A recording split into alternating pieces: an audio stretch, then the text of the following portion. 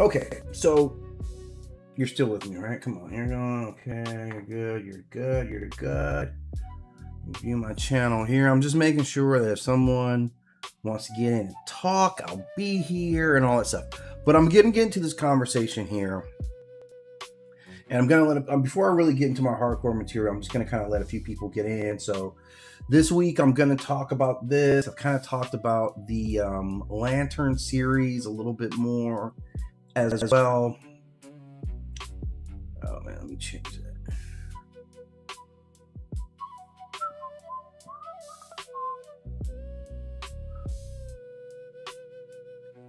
Okay, so I'm actually talking about. Man, can I change that? Let me see if I can change this here. Get my YouTube description right. So these are two civilizations, obviously, that have massive impact. Two great cities, right? Culturally separated by 20,000 miles, and their heights of each of these civilizations kind of being separated by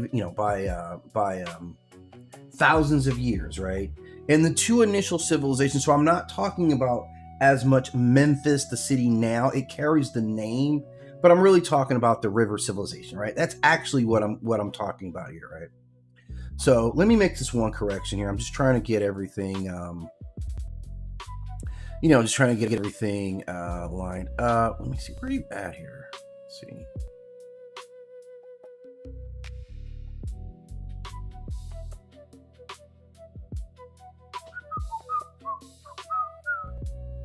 Oh yeah, I can do this right here. Okay, so I'm just gonna kind of change up my description here. I just wanted to be more accurate, right? So if anybody runs into it and figures like, hey, I want to jump in on this conversation, this will be actually the more appropriate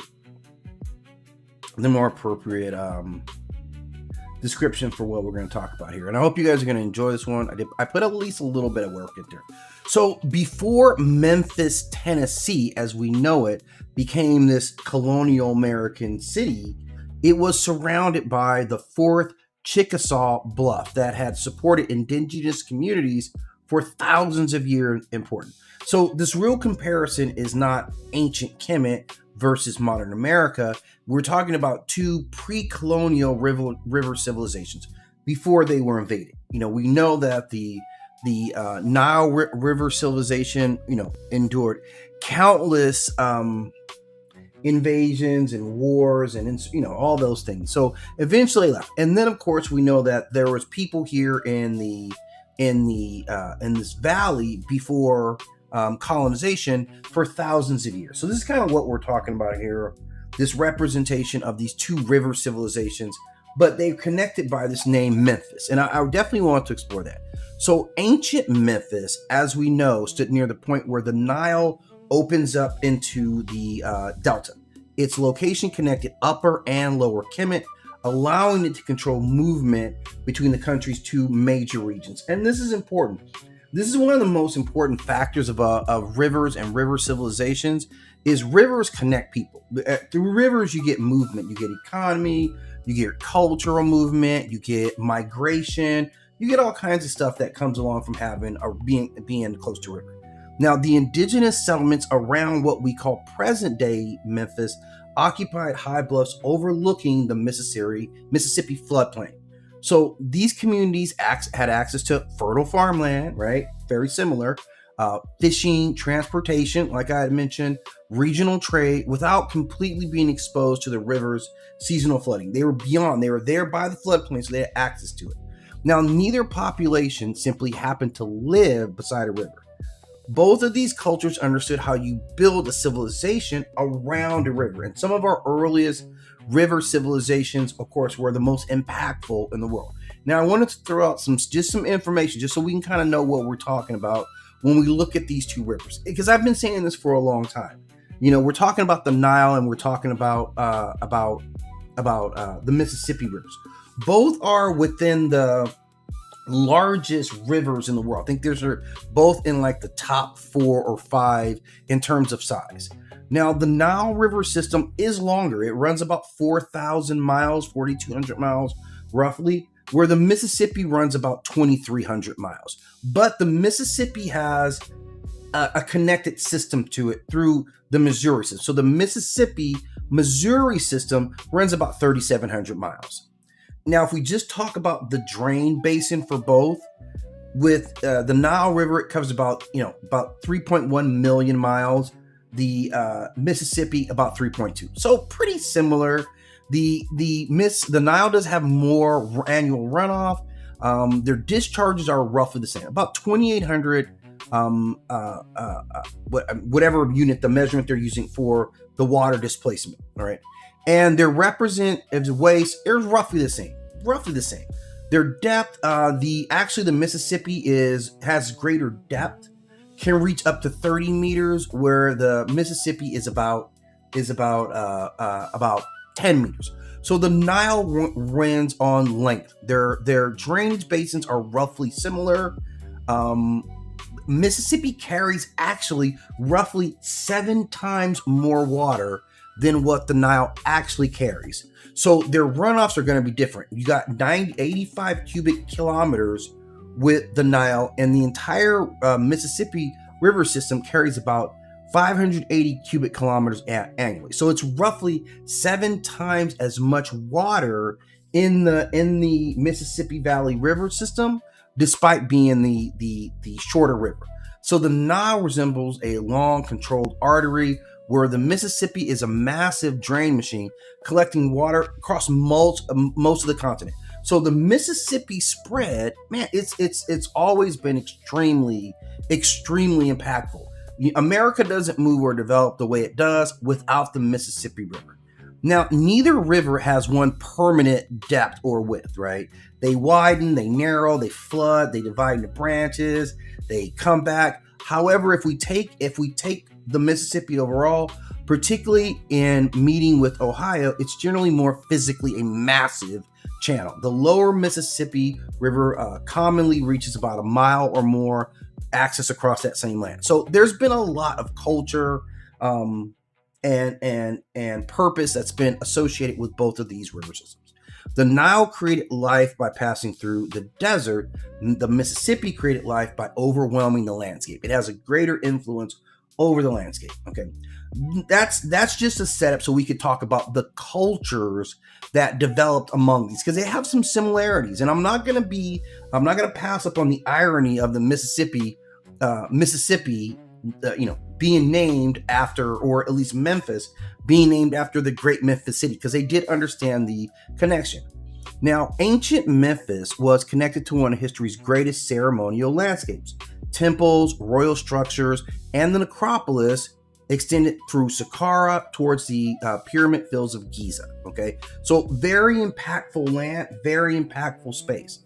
The indigenous inhabitants of the Mississippi Valley also reshaped the landscape through monumental architecture. There is a facility located south of present-day Memphis where people constructed platform mounds around a central plaza. You can see the images there. They built houses and public spaces, and all this was arranged around an organized system of civic and ceremonial planning. So the structures were different themselves. We can see that just by looking at them. And part of this is also materials. In the Nile civilizations, limestone was very prevalent. In the Mississippi Valley systems, they use a lot more land, right? So it was a lot more like earthen in that construction. And this is a big thing. So they were different, but their structures were the same. The architecture was designed to connect the community, connect the land, public authority, and sacred world all in one. One civilization built primarily with stone and mud brick, the other raised earthen monument. So that's the difference. So calling one, they're both relatively the same. These are both monumental structures. That's the important thing, especially for their time. Now, ancient Memphis, in terms of like kingdom versus regional network, ancient Memphis was the capital of a unified kingdom. So kings governed from this city. They received the dual crown, right, which represented both the upper and lower halves, used to Memphis, and they binded upper and lower Kemet in a centralized state, right? That was the important part of it. Now, if we go to the pre-colonial communities around the Mississippi, they worked differently. This was part of a larger Mississippian cultural world, which was a network of agricultural settlers and ceremonial centers that were connected through trade, shared architectural plans, and related cultural practices. So the Mississippi Memphis was not a capital of Indigenous in the way that the one in Kemet was. It belonged to a more decentralized regional system rather than having one territorial kingdom. So it one concentrated all the authority ultimately in a king. The other distributed that same authority among interconnected communities. Okay, so not a judgment on either one, just simply understanding ancient Memphis versus on the Nile versus the land that we would call Memphis later, based off of the Mississippi and how important the Mississippi was. Now, in terms of sacred creation and sacred land, the ancient Memphis was especially associated with Ptah, who was a divine craftsman. In their theology, Ptah conceived creation through his heart and spoke it into existence through speech. We can't honestly at this time reconstruct the complete belief systems of the Mississippi Valley inhabitants. The original community, the spoken language, and ceremonial means were not reserved. What the physical landscape demonstrates is ceremonial was central. The mounds and plazas were not accidental piles of earth. These constructions required planning, communal labor, and generations of cultural continuity. And that's what we saw here. So with the ancient Memphis, written and monumental evidence allows us to identify particular deities.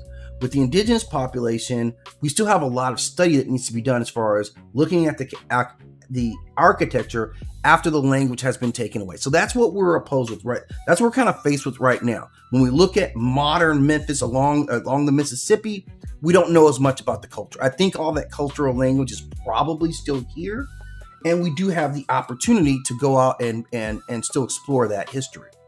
Now, as far as working with the environment, both civilizations developed very complicated relationships with their river ecology. Kemet organized agriculture around the Nile's flood cycle, and we've heard that for a long time. Water management and fertile soil left by the river helped sustain a large population, and that allowed them to centralize their government. It was a very important thing. We see so much is written about the Nile flood that we understand how important it was. There are at least 4 or 5 nectars. Thank you so much for your heart. I appreciate that, Fury. Memphis, the Nile culture, we see several deities that are associated with the inundation of the river. I think I've probably talked about at least 4 or 5, and there's probably, a dozen or so that I haven't even looked at yet. Now, the Mississippian communities, they cultivated maize, right? Beans, squash, and other crops that came from this fertile Mississippi Valley. Let it be known that this river was extremely fertile. This river system, which is still a central part of America now, carried all these nutrients that once it flooded that plain, that now we had, ample fish, we had ample food. Our ancestors could utilize that very fertile land. They hunted, they fished, they gathered plants, and they used the river as transportation corridor. It's just always one of the important parts of the river. I live right now in Louisiana, so I'm at the tail end of the Mississippi, right? And it's so like I'm from Cali. I've never lived in a place where I had so much water around me, which is partially great. It's partially terrible because I hate crossing bridges. It is what it is at this point, right? So these people were not passively living in nature, right? Nature was doing its thing, but they were actively managing and engineering their environment around them. Now, the historical part is ancient Memphis eventually declined, right, as a political and regional power, and that power moved elsewhere. The temples there were ultimately dismantled, and the stones, which had value, the stones had massive value, and the stones were actually carried on to other places for construction. So we know that. So eventually much of the city disappeared beneath ruins, fields, and newer settlements that would come in. Now, the indigenous world around Mississippi was disrupted, first by disease on a massive level. When European settlers or colonizers came in, they brought a lot of disease with them that these people were not accustomed. They did not have immunity for those particular diseases. So after a disease, and even when they say They decimated them. That isn't enough. Decimated is like 1 out of 10, when really the number of people who died from disease was probably closer to 7 or 8 out of 10. So they really destroyed these communities. And then, of course, you have warfare, territorial expansion, and then forced removal. So the American city of Memphis was founded after the United States had attained Western Tennessee through the 1818 Chickasaw land secession, right? So this was very powerful for area, and they knew it. This is why they wanted it. So it's really ironic that the new city, Memphis,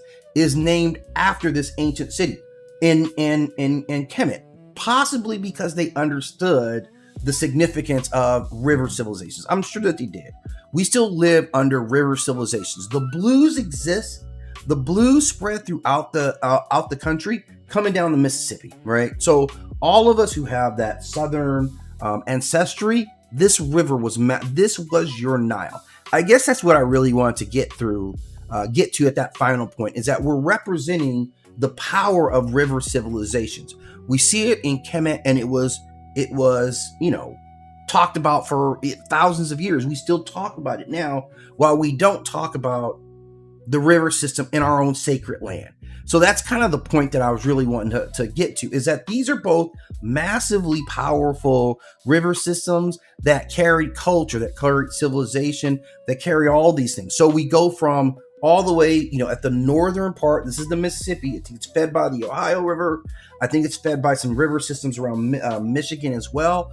But once it hits that, this is the most powerful river system that we have, that carries culture all the way down to the Gulf of Mexico, right? So it connects north and the south all at once. You can travel around this, and it was used as navigation. It was used for that. Now, I live in a city right now. I'm like I said, I'm from California. And I'm still adjusting to, like, the South has a different kind of heat. That's the first thing. It's a different kind of heat. We're at a particularly hot day today, so I try to get all my outside activities done by 7 a.m. I know that sounds crazy, but I got to get up there and walk my dog, right? Early in the morning. I'm not doing it later. I've already been out to the post office, and I'm back in the house with the AC on. But it's a beautiful area, and there's rivers all around us, so it's important to understand the power of the river. Both of these river systems were indispensable in terms of creating life. Life in this centralized form for both continents would not exist without those river systems being a part of it, right? So that's really the big thing that we need to understand.